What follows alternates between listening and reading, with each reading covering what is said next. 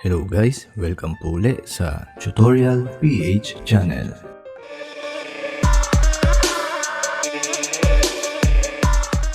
Dito sa video na ito, ituturo ko kung paanong mag-add ng extension sa Google Chrome browser mo. Tara, umpisahan na natin. I-open ang Google Chrome browser.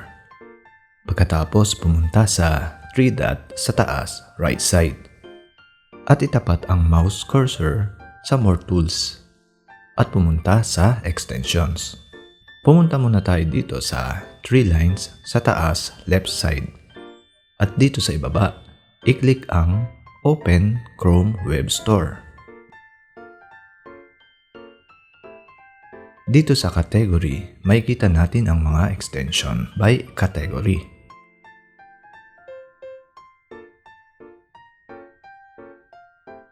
Pwede rin nating i-search yung extension na kailangan natin.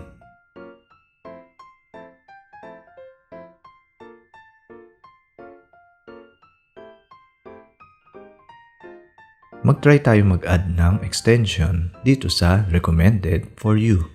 I-try natin itong Google Translate extension. Click Add to Chrome. Kapag may nag-pop up, click Add Extension. Ayan, naka-add na siya. Pwede nating makita ang mga extension dito sa taas, right side, malapit sa 3 dot. I-click natin itong extension icon para makita ang iba pang extension na naka-add sa Google Chrome natin. Dito natin pwedeng i-pin para ma-unhide o makita ang shortcut ng mga extension. Pwede rin i-unpin para ma-hide.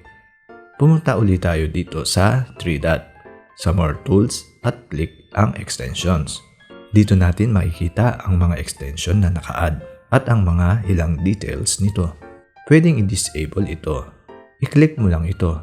Kapag blue color, meaning naka-enable siya. At gray color kapag naka-disable.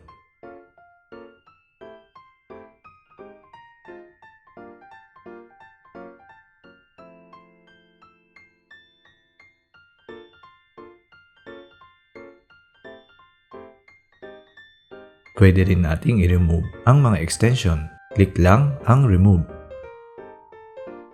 Kapag may nag-pop up sa taas, click ang remove. Ayan, sana nakatulong ang video na ito. Salamat po. Kung nakatulong ang video na ito, sana paki-subscribe ang maliit na channel na ito at paki-like and share na rin sana. Salamat po.